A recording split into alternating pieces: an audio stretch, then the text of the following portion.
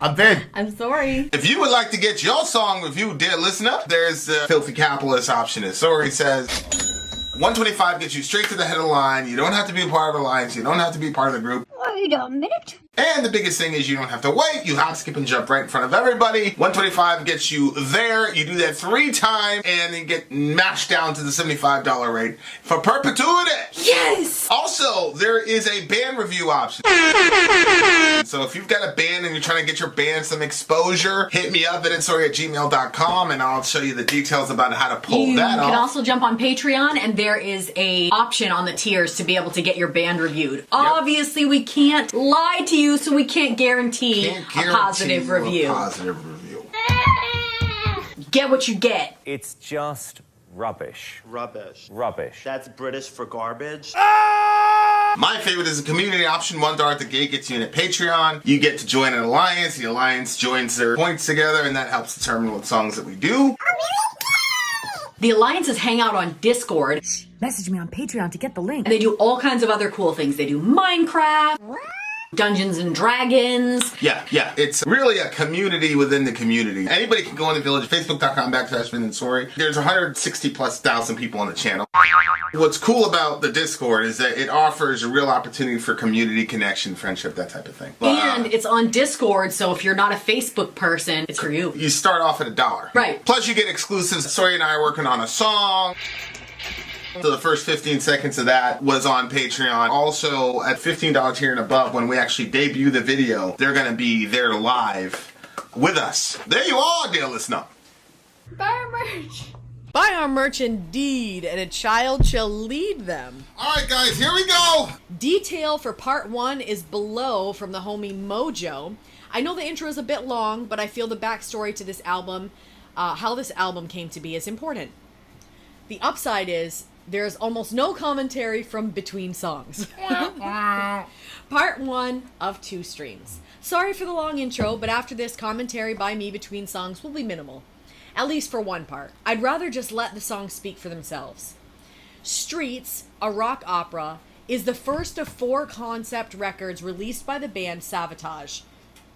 And I do consider it more of a concept record than a true rock opera, as the title implies. The reason is that, in my opinion, only the first half of the record was written and performed as a rock opera. In the second half of the narrative style and writing changes for most of the songs and is no longer that operatic. How would you say that? Operatic feel? Huh? Operatic feel? Operatic feel? Operatic feel to it. The story for Streets was written by Paul O'Neill. Paul began working with Savatage as their producer in 1987 with the Hall of the Mountain King album, and he would go on to produce every album the band released from that point forward. When he met the band in the mid-80s, they had just completed a disastrous album tour cycle that left the band broke and heavily in debt due to their management absconding. Yeah. What's that? Abandoning, basically. With every penny the band had made up to that point. Wow. And with no prospects for the future, the band was on the verge of breaking up. Oh, That's my terrible. gosh. Paul was a producer and writer from New York City. He had a vision and a dream of creating a band capable of playing virtually any type of music, from metal to classical to Broadway. He saw something in Savatage's early works. He saw something he could work with and possibly mold into the band he dreamed of creating. He convinced John and Chris to keep the band together and stick it out. His vision would be fully realized a decade later when Savatage became the foundation that the Trans-Siberian Orchestra was built on. Holy moly. That's because of them? Yeah. In order to convince John and Chris he was serious, in a show of good faith, he paid off all the band's debt and set them up in a lavish rehearsal studio and told them, now go write the Savatage record you've always wanted to write. Oh, that's really cute. This is how the band's long-term working relationship with Paul started, and it's how the Hall of the Mountain King record came to be. In 1989, while beginning work on their follow-up to Hall of the Mountain King, Chris finds a draft of a play Paul had written. After reading the story, Chris brings the manuscript to John and Paul and said, I think this is our next record. After a bit of consideration, they decided they were not yet ready to do a rock opera and decided to save the idea for the next record.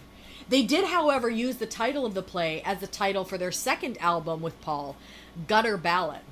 In the story that Paul originally wrote, the protagonist was a painter. When they began work on their third album with Paul, the story was tweaked a little bit and the protagonist changed from a painter to a musician. Streets tells the story of the rise and fall and redemption of a drug dealer turned rock star turned addict. Most of the songs in part 1 are sung in either first or third person. A rock star? Wait, a drug dealer turned rock star turned addict? Drug dealer, rock star, addict. Holy shit, what a story arc. Okay. Most of the songs in part 1 are sung either in first or third person, and the story in part 1 is pretty easy to follow by just listening to the lyrics. So there won't be much commentary from me between songs. It's also worth mentioning that the story as recorded was not meant to be autobiographical, but there are a lot of parallels between the protagonist in his story and John Villa. John has suffered a lot of tragedy and has had a lifelong struggle with substance abuse. I will also send you the complete story as it appears in the linear notes. Sorry, I don't expect you to read that in the stream. It's strictly for reference if you choose to use it. It's not long. In fact, it's probably shorter than this intro turned out to be. It could be debated that this is the band's greatest work. In my opinion, it is without a doubt their best concept album out of the 4, but by no means perfect, and we'll get to its flaws in part 2. Track 1 on the record, Streets, serves as a prologue for the story. The story actually starts on track 2 after a narration. Originally, Paul O'Neill and the band had recorded a narration between every song. Wow. When they submitted that version to the record label, they hated it, and they refused to put the record out in that format. The band was able to negotiate the single narration before track 2. I'm not one to side with record labels over artists very often, but those narrations are available on YouTube. I've listened to them, and I think dropping them was the right call. Sorry again for the backstory. Now let's go! Okay, just for everybody's understanding, you have to invest all that time. I don't want to put any pressure on anybody, but Mojo, I really appreciate that. Yeah. Getting that historical context for the song, because you guys know how I am with the lyric breakdown and things like that. We don't look up song meanings because we want to keep the review raw, but I do like having that kind of exoskeleton figured out before I love it. The other stuff gets filled in. So thank you very much. If all future DJs, please don't worry, we're not saying everybody has to do that. I'm just saying when it does get done, I really appreciate it. So thank you very much, Reva. Mojo. You know me. I could go either way on it. When I have it, the little intros, I'm like, oh, this is cool because it kind of gives you a backstory. And when I don't have it, I'm fine with that too because it's like, all right, let's just get into the music. So both are completely good, whatever it is that the DJ decides. But yeah, let's start this album review. All right, guys, here he goes.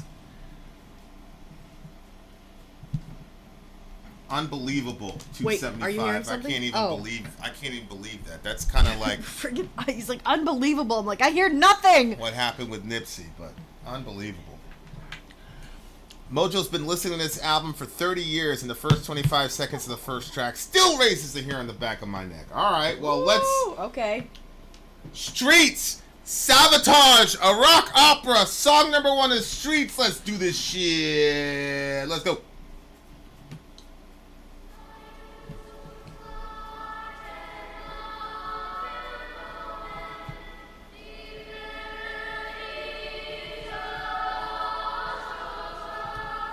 Wow.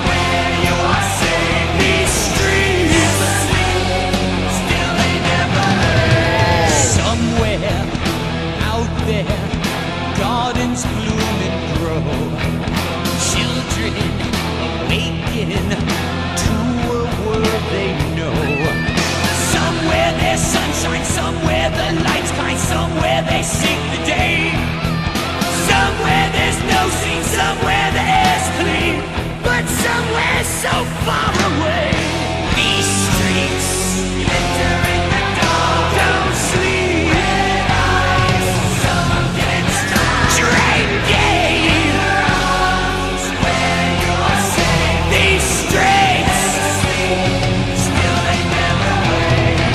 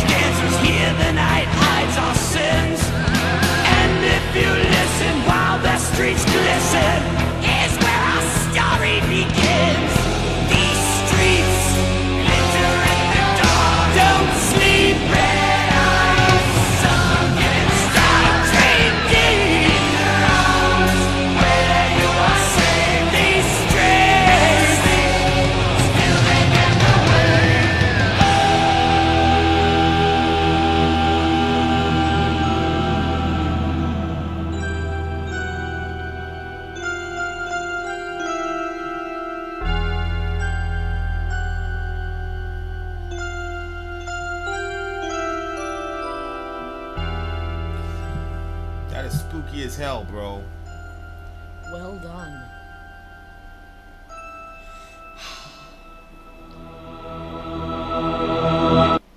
Wow. Okay. All right, that was that's a song, good first song. numero uno Yes. by Streets by Savatage.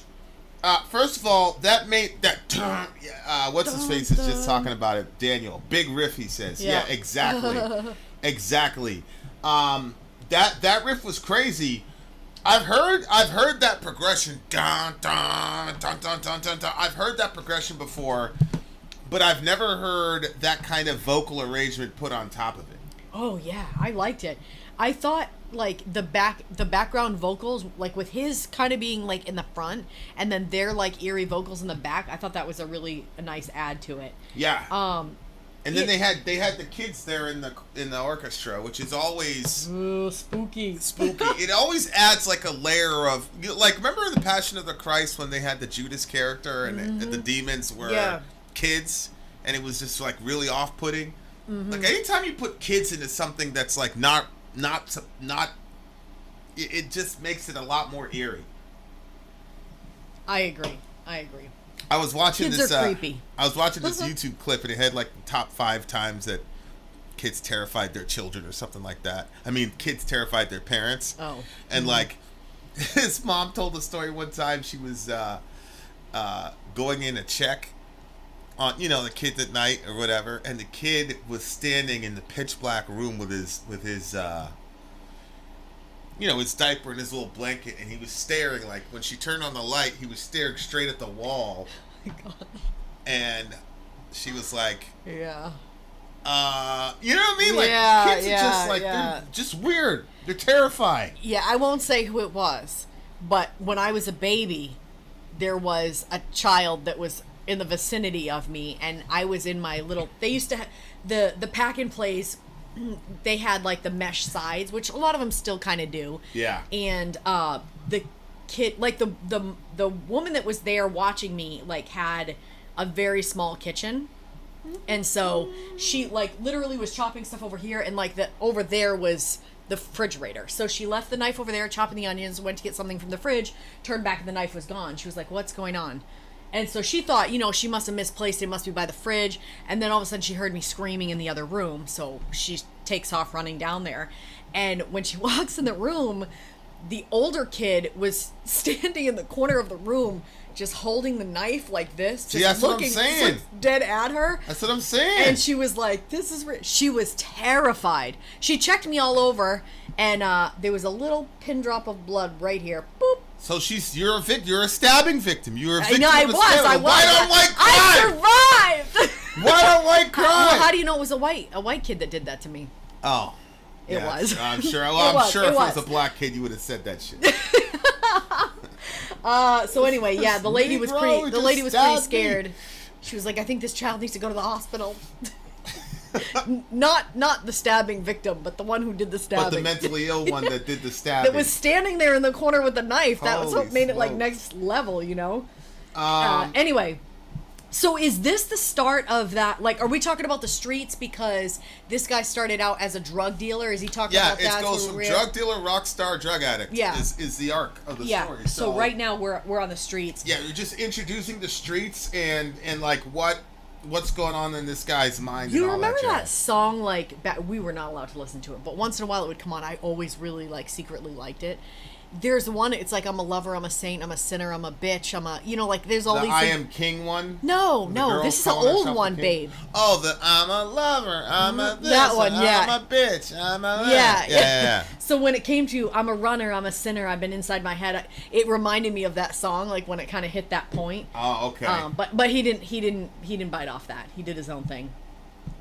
But I Okay. liked the part when he said, I've been a runner, I've been a sinner, I've been inside my head, I sit here staring, never quite caring, and this is where it's led. The inside my head part. Yeah. These streets glitter in the dark, don't sleep, red eyes sunken and stark, dream deep. I love what they did with the rhyme scheme here, because again, Why? these streets glitter in the dark, don't sleep, red eyes sunken in the dark, dream deep. Like the way they did it with the cadence, like, I know not everything has to When rhyme. they did red eyes sunken and stark, it had like this sort of like. Yeah, that's what I was saying. Like, I know not every song has to rhyme, like, for it to be good or whatever, or poetry or whatever. And most of the top poetry is not in rhyme. It's mostly about the meter. But at the same time, like, me having a hip hop background, I'm always drawn to things that rhyme. Like, I'm always drawn to the rhyming, especially if it's a complex rhyme scheme. Yeah. The rhyme scheme isn't complex, but the way they did it was like the cadence was almost an instrument in itself, because it was like, oh no, it definitely was. Yeah. Like, I was thinking, I wonder how long this would take us to learn. Well, I it think seems like so easy. yeah, the but guitar. then The guitar sometimes- parts, I think, are pretty easy. I'm to talking about learn. the singing parts. I'm like, Oh boy. it seems so simple, but then I'm like, that means it's really complicated. Well, no, actually, I think you'd be able to rock this one out pretty quickly because you're looking at it as the whole picture. Yeah, because it's all completed already. I've Yeah. been a runner, I've been a sitter, I've been inside my head. These streets glitter in the dark. Somewhere out there, gardens bloom and grow. Children awaken to a world they know. Somewhere the sun shines, somewhere the light's kind. Somewhere they seek the day. That's interesting. Somewhere they seek the day. Because really, a lot of times in the street, you are waiting for nightfall to happen. Like, it was so crazy. Like, I shot up a picture of me in high school. I found one of those pictures of me in high school. It's up on Instagram, right? And yeah, it's up on Instagram. And like, there's a camera, Yeah. right? I didn't even remember that, but yeah, there were cameras there. So in case you got whatever. There were no cameras in the locker room though, and there were no cameras. Well, like, yeah. How could there be? outside the track? But yeah, there were cameras on every floor. I remember looking. I was looking at that picture. I'm like, holy shit. But like, when you're in that kind of environment, there is this sort of like Dwayne. that skinny kid. That was Vinny. But yeah, like the that's why I was. But I had to have other things to equalize. You know what I'm saying? But like. There is always like this phantom kind of stalking you when you're in the city, because you're at least for me, it was either like behind you, like dudes were coming to get you because you didn't have anything on you, and you were like, it's a really terrible feeling, like walk out in the city and things like that, especially going to certain areas and you don't have anything on you. It's a really not very good experience. If you do have something on you, you're not really worried about those people. Yeah. But then the back of your mind, now you have to worry about the cops because they could jam you up That's and the whatever, thing. whatever. There's always stress everywhere you look. So like if you look here where he says somewhere he says somewhere they seek the day. Yeah. That to me was pretty serious because there was a lot of shit that would happen at night and we would wait because you always had eyes on you, cops, whatever, and the cameras. I forgot about the cameras. So a lot of times, like you would wait till nightfall to do your shit because you're trying to get away from So that line was pretty crazy. It just reminded me of like going to school and everything. I'm pretty sure there's a Bible verse that talks about that too.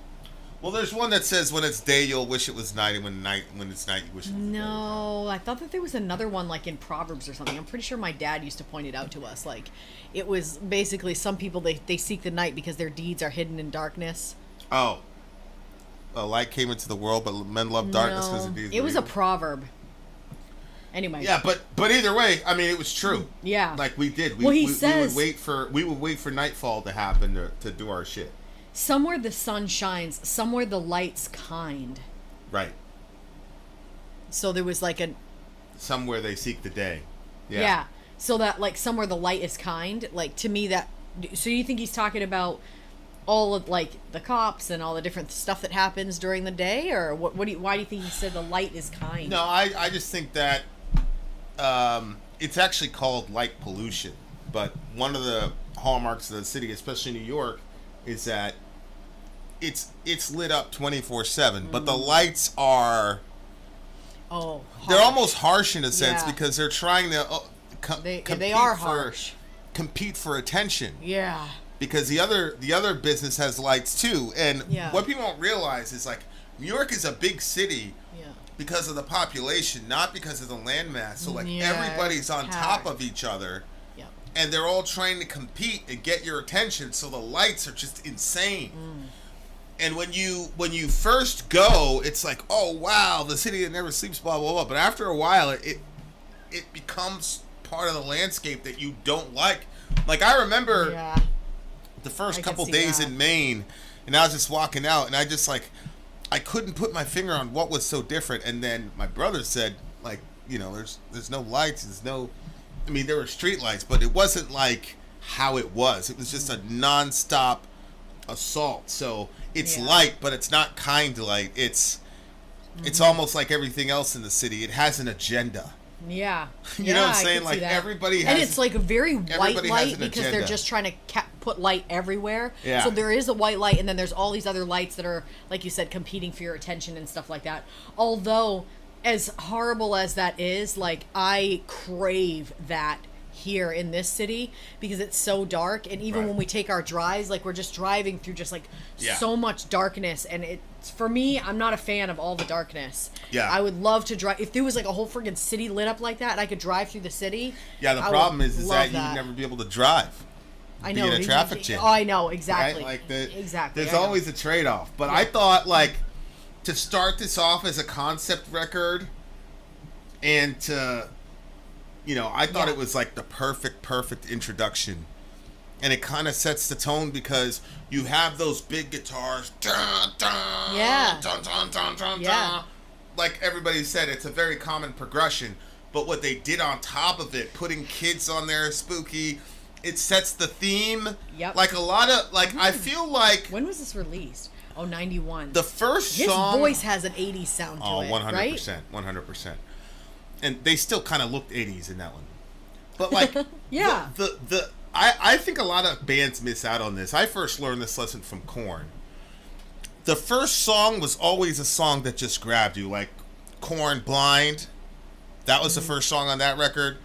The first song on the second record from Peachy was Twist. So you just hit your tape in, and then all of a sudden you heard.